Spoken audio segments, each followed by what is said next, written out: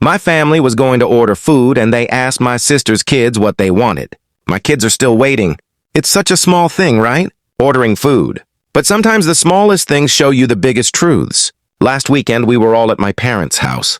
It was one of those big family gatherings. Siblings, cousins, noisy kids running around, the usual chaos. Around dinner time, everyone agreed to order takeout. My sister's kids immediately jumped in. "Pizza!" shouted the older one. "No burgers," said the younger one. Everyone laughed. My mom turned to them and said, Okay, let's figure it out. What toppings do you want?" Meanwhile, my two kids were sitting quietly at the corner of the room. My son looked at me and whispered, "Are they going to ask us too?" I smiled and said, "Of course, baby. Just wait." But no one asked. My sister, her husband, my mom, they all kept discussing what their kids wanted. Spicy or not spicy, fries or onion rings, nuggets or no nuggets. Someone said, "Let's order enough for the kids first." And I thought, great, now they'll ask mine. But they didn't. My kids kept looking at the growing list of food being decided, nothing they liked. My daughter doesn't eat cheese, and the whole order was loaded with cheesy pizzas and lasagna. My son hates spicy food.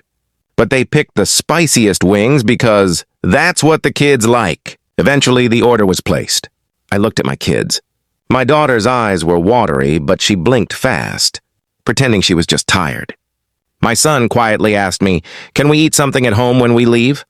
I nodded and said yes, but inside I felt something break. It's not about food. It's about how invisible we've become in this family. My kids are never the loudest, never the ones demanding attention.